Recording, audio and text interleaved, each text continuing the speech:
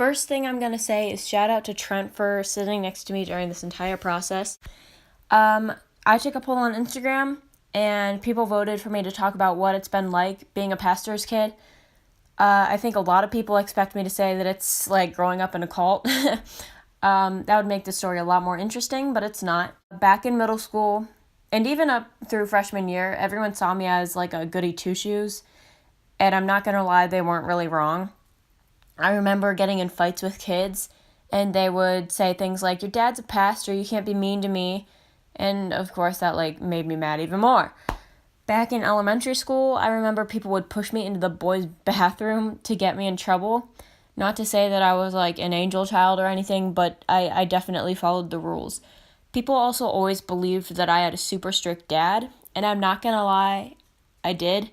I wasn't allowed on camera or on video, like even at school, because so many people respected my dad, but with all that respect also comes a lot of haters.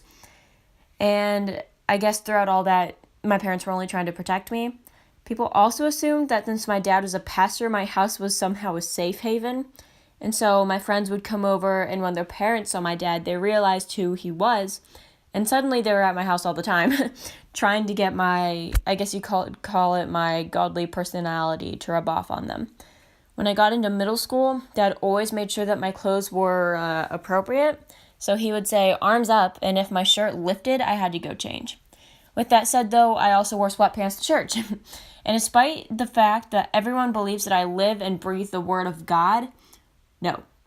I've never read the whole Bible. In fact, I don't think I've even read a whole chapter. No, I can't list off every book, and no, I don't spend all of my time at the church. In fact, I don't even volunteer at the church. One year, I was in Ecuador, and I was at a church, and the pastor comes up to me, and she prays for me, and she very specifically prayed that I would grow up to become a pastor. I laughed, and despite all the difficulties that there definitely were, there were also some good things too. I had the greatest role models that anyone could have asked for, and I have seen God's work right in front of my eyes, work that's so unreal and even unbelievable that the only explanation is God. Growing up, I memorized scriptures every morning before school. I know the entire church building inside and out, and yes, I still go into the kitchen and steal food. Mostly pretzels. People tell their pastors everything, so hearing my dad say, "Keep this confidential," was like basically the 11th commandment. And I never really had a name. I was always recognized as Greg Nettles' daughter. And I somehow always involuntarily volunteered for church functions. I could also blackmail half the church with the information I know. I sat in church every Saturday and Sunday looking attentive because Dad could say my name in any second.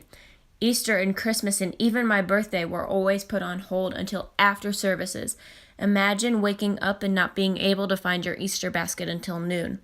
My first concert was definitely a Christian band, and of course going out involved being stopped by multiple strangers asking to be prayed for. And even if my dad weren't the amazing preacher that he is, I would still follow my Father in heaven.